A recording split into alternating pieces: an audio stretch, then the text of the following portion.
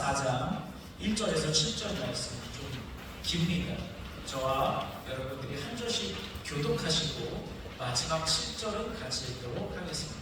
열왕기하 4장 1절에서 7절 말씀 그려가면서 교독하겠습니다. 선지자의 제자들의 아내 중에 한 여인이 엘리사에게 부르짖어 이르되 당신의 종 나의 남편이 이미 죽었는데 당신의 종이 여호와를 경외한 줄은 당신이 아시는 바니이다. 이제 빚준 사람이 와서 나의 두 아이를 데려가 그의 종을 삼고자 하나이다 하니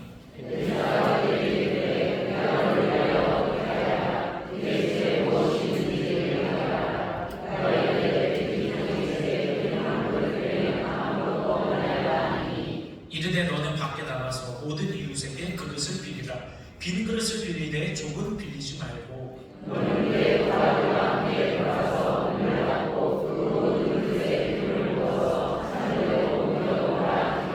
여인이 물러가서 그의 두 아들과 함께 문을 닫은 후에 그들은 그릇을 그에게로 가져오고 그는 부었더니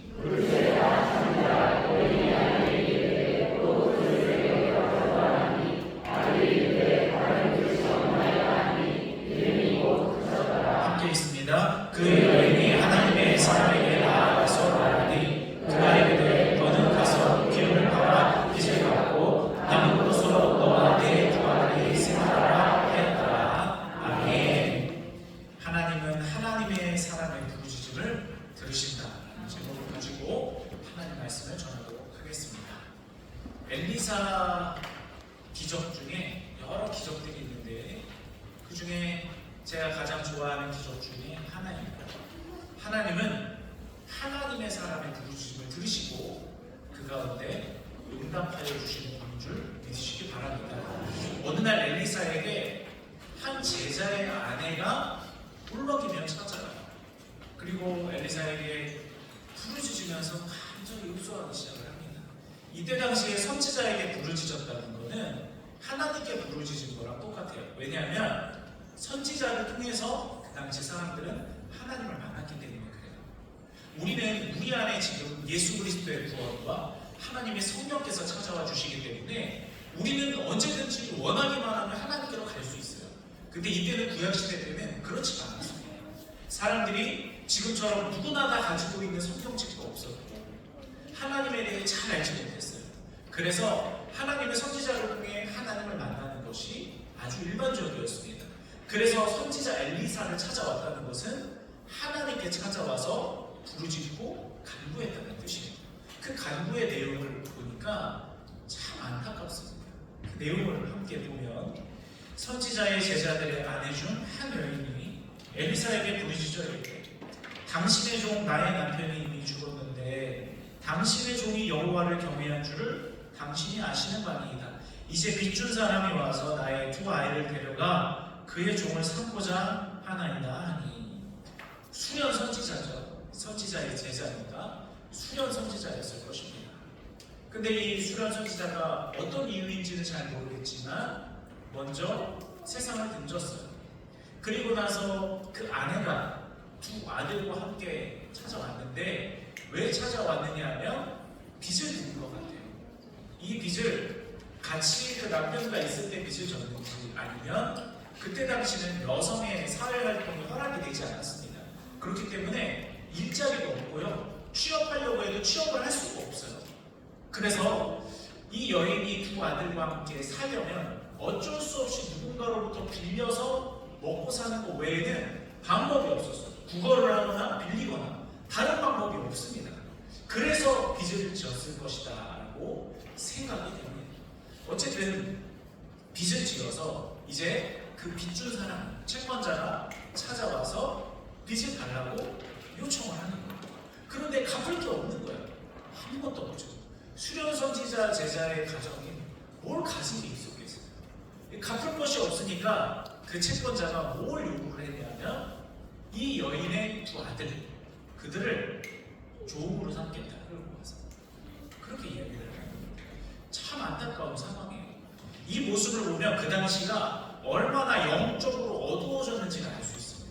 하나님께서는 율법에 동족을 종으로 삼지 말라고 하셨어요.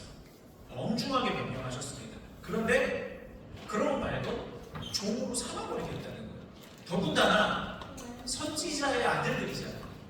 하나님의 영광을 위해서, 하나님의 뜻을 이루기 위해서 헌신하고 삶을 바친 사람의 자녀들, 차라리 법적으로 처벌을 하든지 아니면 일을 해서 갖게 하든지 다른 방법들이 있는데, 이 사람은 아마도 악한 의도가 있었던 것 같아요. 선지자의 아들을 종으로 삼아버리겠다, 노예 삼아버리겠다, 이렇게 생각하는 거예요. 그러니까 하나님에 대한 경외감이 하나도 없는 거예요. 완전히 영적으로 어두워진 시대에 이 여인의 가정이 그 슬픔의 한가운데로 내던져진 거예요. 이 모습을 보면서 하나님의 방법이 잘 이해가 되지 않습니다. 이 말씀을 보면서 저도 참 많이 곱씹고 고민했던 것 같아요. 하나님의 방법은, 하나님의 뜻은 왜 이렇게 어려울까? 하나님께서 그 수련 선지자를 데려가지 않으시고 이 땅에서 좀 더 오래 살게 하셨으면 좋지 않았을까? 그런 생각도 했고요. 또는 이 수련 선지자 제자의 그 아내와 가정들이 빚을 걱정하지 않고 편안하게 살 수 있도록 하나님께서 만들어 주셨으면 좋지 않았을까? 또 이런 생각도 해봅니다. 하나님의 뜻이 어디 있을까? 고민이 되고 그 정답을 찾는 거라는 게 참 어려운 것 같습니다. 우리의 삶에도 그런 경우가 많이 있는 것 같아요. 때로는 정의롭지 못한 일들도 세상에 일어나고, 불의한 일들도 일어나고, 너무나 가슴 아픈 일들도 참 많이 일어나요. 저는 요즘에 꼭 빼놓지 않고 하는 기도가 학대당하고, 그리고 억압당하고, 폭력 속에 놓여있는 어린아이들, 힘없는 사람들, 하나님 그들을 도와주세요. 전 세계에 흩어져 있는 그들을 도와주세요. 그 기도가 요즘 계속해서 나오더라고요. 그것처럼 이 세상에 우리가 이해하지 못하는 하나님의 뜻과 방법과 하나님의 시간들이 너무 많이 있는 것 같아요. 그런데 이 말씀 몇 줄을 가지고 우리가 하나님을 재단할 수는 없습니다. 하나님은 피도 눈물도 없는 분이야. 하나님은 우리의 감정과 상관없이 일하는 분이야. 하나님이 어떻게 일하실 수 있을까? 우리가 이 몇 줄의 말씀을 가지고 하나님을 전부 재단하고 판단할 수는 없습니다. 하나님은 우리가 알기에 너무 큰 분이기 때문에 그렇습니다. 이해가 되지 않는 그 하나님을 믿는다는 거예요. 우리가 신앙생활을 하면서 반드시 한번 겪는 삶인 것 같습니다. 그런데 여러분, 우리가 하나님을 분명히 재단할 수 없고 판단할 수 없고 딱자가 이야기할 수 없지만, 하나님께서 우리에게 분명하게 보여주신 게 있어요. 그것은 뭐냐면요, 우리가 때때로 하나님의 방법이 이해가 되지 않지만 분명한 것은 하나님은 우리를 사랑하십니다. 그것만큼은 분명합니다. 그러므로 그 분명한 것을 붙잡고 하나님께로 나아가고, 그 분명한 것을 힘으로 삼아 하나님을 조금씩 점점 더 깊이 평생 동안 알아가는 우리의 삶이 되기를 주의 이름으로 축복합니다. 성경에서는 그것을 아주 분명히 말씀하고 있어요.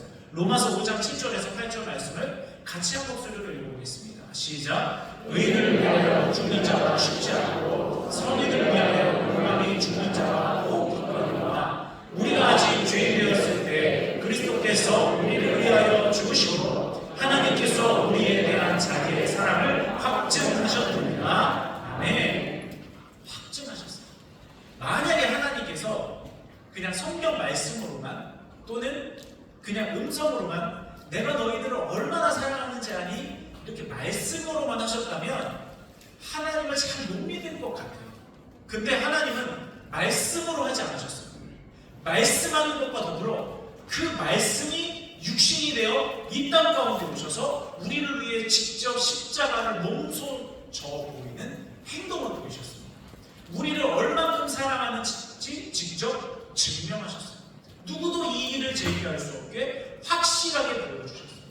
그러므로 여러분, 우리가 그 확실한 하나님의 사랑을 기준으로 삼고 그것을 가지고 하나님의 뜻을 한 걸음씩 해석해 나갈 때 하나님의 은혜가 풀려 하나님의 뜻이 알아지고 우리를 놀라운 계획이 깨달아지게 되는 줄 믿으시기 바랍니다. 실제로 오늘 본문에서요, 이 하나님의 사랑이 드러나고 있습니다. 열왕기하 4장 2절 말씀을 보면 엘리사가 이 여인의 눈물 어린 그 부르짖음을 듣고요, 바로 이렇게 대답해요. 엘리사가 그에게 이르되 내가 너를 위하여 어떻게 하냐. 이건 뭐냐면요, 그래 내가 너를 위해 해줄 수 있는 거 다 해줄게. 내가 너를 위해 뭘 해줄까? 말만 해라. 무엇이든지 원하는 것을 이야기해라. 내가 다 해주겠다. 엘리사가 그렇게 이야기해요. 근데 여러분, 엘리사는 이것을 다 해줄 능력이 없어요. 그가 기적의 선지자라 할지라도요, 엘리사가 해줄 수 있는 게 없어요. 왜냐? 엘리사가 기적을 일으키는 게 아니라 하나님께서 엘리사를 통해 기적을 일으키시는 거기 때문에 그렇습니다. 따라서 엘리사가 이렇게 말을 한 이유는요, 내가 내 능력으로 내가 할 수 있는 만큼 너를 도와줄게, 이 뜻이 아닙니다. 하나님께서 엘리사를 통해서 감동을 주시는 거예요. 아까 말씀드렸죠. 그 당시 사람들은 선지자를 통해 하나님을 만나고 하나님의 말씀을 들었다고요. 지금 하나님께서 하나님께로 나온 이 여인에게 응답하여 주시고 은혜 내려 주시는 거예요. 사실 이 말은요, 엘리사의 말이 아니라 하나님의 말이에요. 하나님이 지금 이 여인에게 이야기하고 계신 거예요. 말씀하고 계신 거예요. 사랑하는 딸아, 그래 내가 너를 위해 뭘 해줄까? 네가 이해가 되지 않을 거라는 거 내가 잘 알아. 네가 다 그것들을 받아들일 수 없다는 거, 용납할 수 없다는 거 내가 잘 안다. 내 방법을 다 헤아릴 수 없다는 거 내가 너무 잘 안다. 그렇기 때문에 내가 너를 절대로 잊지 않고 끝까지 사랑하고 있다. 내가 너를 위해 뭘 해줄까? 뭘 해줄까?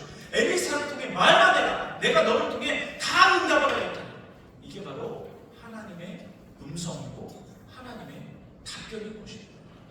사랑하는 여러분, 이 여인이 이해할 수 없는 상황을 맞이했죠. 그때 하나님과 멀어지지 않고 오히려 하나님께로 가서 불고, 하나님께로 가서 부르짖고, 하나님께로 가서 한탄할지라도 그것은 하나님께 했기 때문에 기도가 되는 줄 믿습니다. 하나님 그 마음 다 아시고요, 엘리사를 통해 응답해 주십니다. 오늘날은 예수 그리스도의 이름을 통해 우리에게 응답하여 주시는 줄 믿습니다. 우리 안에 계신 성령을 통해 우리에게 말씀하여 주시고 우리에게 이와 같은 해결의 은혜를 허락하여 주실 줄로 믿습니다. 그러므로 여러분, 하나님께로 나아가십시오. 그게 바로 해결의 시작이에요. 하나님께로 나아가지 않으면 안 돼요. 하나님께로 나와야 돼요. 하나님께 와서 울어야 하고, 하나님께 와서 부르짖어야 하고, 의문이 생겼을 때, 퀘스천이 있을 때 하나님께 나와 물어야 합니다. 하나님은 우리의 부르짖음에 반드시 응답하여 주시는 줄 믿습니다. 엘리사는요, 이 하나님의 마음이 막 느껴졌어요. 이 여인을 모든 것을 동원해서 도와주라는 하나님의 그 마음이, 하나님으로부터 공급되는 그 사랑의 마음이 너무나 절절하게 느껴졌어요. 그래서 이 여인에게 기적을 위한 두 가지를 명령하게 됩니다. 오늘 보면 열왕기하 4장 2절에서 3절 말씀을 보겠습니다. 내 집에 무엇이 있는지 내려가라. 그가 이르되 계집종의 집에 기름 한 그릇 외에는 아무것도 없나이다 하니, 이르되 너는 밖에 나가서 모든 이웃에게 그릇을 빌리라. 빈 그릇을 빌리되 조금은 빌리지 말고 너는 내 두 아들과 함께 들어가서 문을 닫고 그 모든 그릇에 기름을 부어서 차는 대로 옮겨 놓으라 하느라. 아멘. 첫째로, 기적을 담을 그릇을 준비하게 합니다. 기적을 담을 그릇을 준비하게 하는 거예요. 이 여인의 집에는 기름 한 그릇밖에 없었어요. 이 기름은 올리브유입니다. 감람유. 그 당시에 식량으로도 활용됐지만 이것이 화폐였어요. 물물 교환하는 화폐였습니다. 쌀로 교환하듯이 쌀 한 백박에 뭐 하나 얻어 이런 것처럼 그때 당시에 기름통 한 그릇, 그거를 가지고 있었어요. 자, 그런데 엘리사는 그릇을 빌려오게 한 다음에 지금 이 여인이 가지고 있는 그 기름 그릇, 그걸로부터 기름을 따라서 담으면 빌려온 그릇들이 다 찰 거다라고 하나님께서 말씀해 주시는 거죠. 자, 그래서 이 여인이 그때부터 어떻게 하느냐면 온 마을의 집을 다 돌아다니면서 그릇을 빌립니다. 근데 여러분 하나님께서 왜 이렇게 응답하셨을까요? 그냥 우리 왜 옛날에 은비가비 그런 동화 아십니까? 은비가비 이런 데 보면은 바닷물이 왜 짠지 아세요? 바닷물이 왜 짜느냐면요, 은비가비에 따르면요, 이 부채질을 하면 거기서 소금이 나와요. 근데 그 소금이, 그때 당시에 소금이 비쌌잖아요. 옛날에는 부채질을 하면 소금이 나오는데 그 소금이 나오는 부채를 바다에 빠뜨려가지고 바닷물이 짰어요. 은비가비에 그런 내용이 있는데, 그것처럼 이 여인에게도 따르기만 하면 그냥 무한대로 기름이 나오는 그 신기한 기름 그릇 하나, 그거 주면 되게 편하잖아요. 되게 깔끔하게 해결되지 않습니까? 너무 편하잖아요. 그냥 그 기름 한 그릇만 가지고 있으면 나는 어디를 가든지 내가 필요할 때 그냥 따라 쓰면 돼요. 근데 하나님께서 굳이 그릇을 다 빌려오게 한 다음에 거기다가 기름을 따르라고 이렇게 번거로운 작업을 시키신 걸까요? 여기는 되게 중요한 하나님의 뜻이 담겨 있어요. 그건 뭐냐면 하나님께서 이 여인에게 요구한 것은 거저 은혜를 주시지만 요구한 것이 뭐냐면 믿음을 요구하는 거예요. 자, 그릇을 빌려라. 그러면 이 여인이 그때부터 뭘 해야 되죠? 액션을 취해야 됩니다. 집집마다 돌아다녀야 돼요. 똑똑똑. 네, 누구 때 기름 따르게 큰 그릇 좀 빌려줘. 무슨 큰 그릇이 필요해? 무슨 그릇? 이러면서 설명하는 것만도 너무너무 피곤했을 것 같아요. 어떤 때는 큰 항아리를 빌리기도 하고, 우리 집 지금 그릇 없는데 조그만 그릇밖에 없는데 그거라도 얼른 줘. 그래서 그걸 또 가지고 너무나 번거로운 작업일 거예요. 하지만 이 여인이 집집마다 문을 두드리면서 그릇 하나, 그릇 두 개 이렇게 빌려와서 집을 가득 채우면서 이 여인에게는 수없이 많은 믿음이 요구되었던 거예요. 내가 하나님께 분명히 말씀하시기를 하나님께서 채워주신다고 하셨으니까 내가 이 그릇을 빌려오면 분명히 여기에 채워주실 거야. 그 믿음이 있었기 때문에 그 번거로운 작업을 하면서 온 마을을 돌아다니면서 그 그릇을 빌려올 수 있었던 거예요. 하나님이 이 여인에게 요구하신 것은 믿음을 증명하는 행동이었던 거예요. 이 여인은 그것을 하나님 앞에 보여드리는 것입니다. 여러분, 우리도 이와 같이 기적을 담을 믿음의 그릇을 믿음과 행동으로 같이 준비해야 돼요.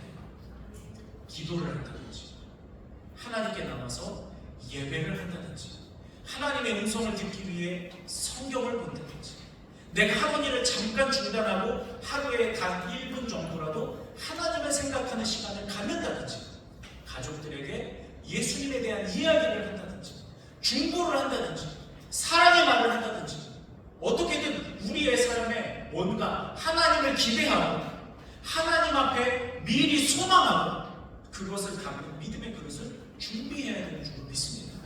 여러분이 준비해야 되는 믿음의 그릇이 무엇이 있습니까? 그것이 집집마다 돌아다니면서 아쉬운 소리를 해가면서 그릇을 빌려오는 것처럼 아주 번거로운 작업일지라도, 지금 여러분에게 그것이 굉장히 힘겹고 힘이 붙이는 일일지라도 그 믿음의 그릇을 준비하시기 바랍니다. 준비만 해놓으면 하나님께서 그것을 채우시는 줄 믿습니다. 그 다음 중요한 것은요, 하나님께서는 그릇만 빌려오라고 했지 기름 빌려오라고 하지 않으셨어요. 왜냐? 기름은 이미 이 여인에게 있어요. 아주 작은 한 그릇의 기름이지만 그 여인이 가진 기름으로부터 기적이 시작되는 거예요. 여러분의 가정으로부터 기적이 시작되는 겁니다.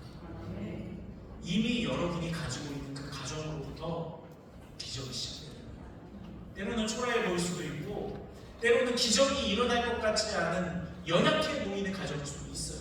하지만 그 가정을 통해 하나님은 내가 지금 가지고 있는 것을 통해, 거기를 통해, 그것을 통해 하나님은 기적을 일으키기를 원하세요. 지금 여러분의 가정에서 하나님의 은혜의 기름이 나오게 될 줄 믿습니다. 지금 여러분이 일하고 있고 몸담고 있는 그곳에서 하나님의 은혜의 기름이 나올 줄 믿습니다. 지금 여러분이 사역하고 있는 그곳, 힘겹고 벅찰지라도 거기서 은혜의 기름이 나올 줄 믿습니다. 지금 내 모습이래요. 하나님께서 나를 귀하게 열어주셔서 내 모습 이대로 해서 하나님의 은혜의 기적이 흘러나오게 될 줄로 믿습니다. 그래서 하나님께서 말씀하신 대로 그릇을 집안에 어디 올려놓을 데 없이 다 빌려오고 거기에 기름을 따랐더니 그 기름이 가득 차게 되는 역사가 일어나게 된 줄로 믿습니다. 그 다음에 두 번째로 명령하신 것은 뭐냐면요, 문을 닫고 은밀하게 거룩하게 행하는 것. 하나님의 일은요 두 가지일 것 같아요. 어떤 거는 공개적으로 드러내서 해야 되는 하나님의 일이 있죠.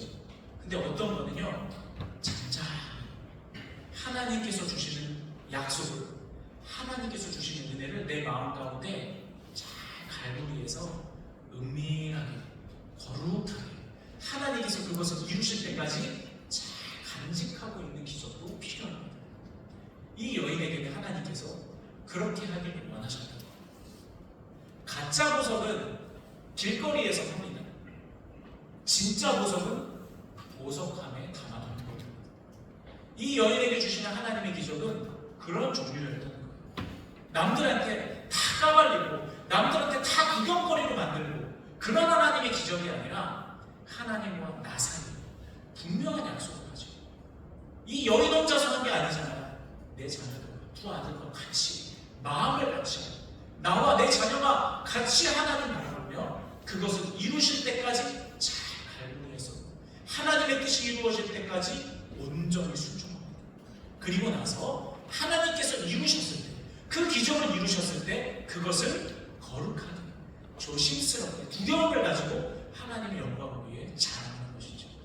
사랑하는 여러분, 우리가 공개적으로 드러내서 하나님의 은혜를 자랑할 것도 있지만 저는 여러분과 하나님 사이에 특별한 은밀한 이야기가 있게 되기를 주님의 이름으로 축복합니다. 나와 하나님 사이에 특별한 이야기, 하나님께서 나에게 주시는 아무도 모르는 말씀, 하나님께서 반드시 우리 가정에 행할, 다른 사람들은 다 비웃을지 몰라요, 다른 사람들은 다 안 믿을지 몰라요. 근데 나와 우리 가정과 내 자녀를 위해서 하나님이 주신 은밀한 은혜, 반드시 이루어지는 그 축복의 은혜, 그것들을 빠짐없이 다 소유해서 그것들을 성취하게 해주시기를 주님의 이름으로 축복합니다. 자, 그렇다면 마지막으로요, 하나님의 사람의 부르짖음에 응답하신 하나님의 사랑의 역사가 어떻게 그려지고 있는지 함께 말씀을 보겠습니다. 여인이 물러가서 그의 두 아들과 함께, 이 모습이 참 은혜로워요. 여인 혼자 하지 않아요. 나 혼자 믿음 좋지 않아요. 나 혼자 하지 않아요. 내 자녀들과 내 가족들과 같이 합심해서 우리 가족이 같이 하나님 바라봅니다. 우리 가족이 같이 하나님의 약속을 한 마음이 돼서 따라가는 거예요. 그 은혜가 여러분 가정에 있게 되기를 확신하며 축복합니다. 눈을 닫은 후에 그들은 그릇을 그에게로 가져오고 그는 부었더니 그릇에 다 찬지라. 약속대로 됐어요. 하나님은 약속대로 행하십니다. 그 여인이 하나님의 사람에게 나아가서 말하니 그가 이르되 너는 가서 기름을 팔아 빚을 갚고 남은 것으로 너와 내 두 아들이 생활하라. 아멘. 자, 그 당시에 여인들은 사회생활의 기회가 없었다고 말씀드렸죠. 취업할 수도 없고 일자리가 없어요. 그러므로 하나님께서 이 여인과 두 아들이 장성할 때까지 살아갈 수 있는 것까지 하나님이 마련해 주신 거예요. 그 형편까지 하나님은 내다보신 거예요. 이 여인이 그것까지는 구하지 않았어요. 지금 내가 해결해야 되는 빚을 모면하는 거죠.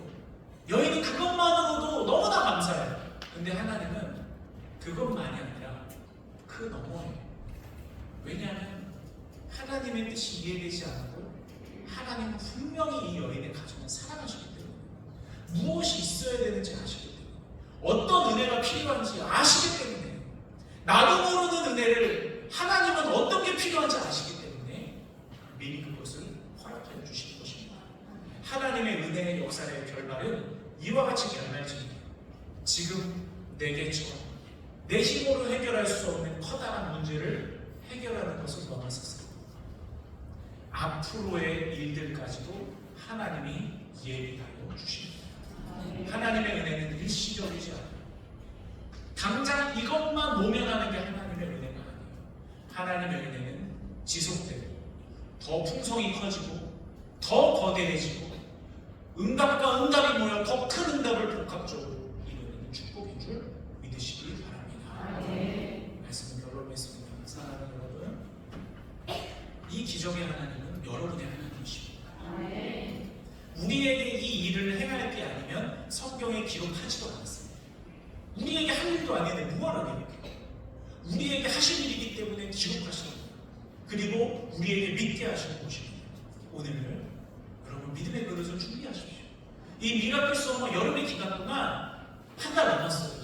믿음의 그릇을 준비하시고 하나님께서 채워주시는 것을 온 가족이 함께 바라보며 가득히 담으시기 바랍니다. 그래서 여러분이 속한 모든 것에 하나님의 은혜의 기름, 하나님의 생수의 강이 넘쳐 흐르게 되기를 주님의 이름으로 축복합니다. 네, 그것을 기억하며 함께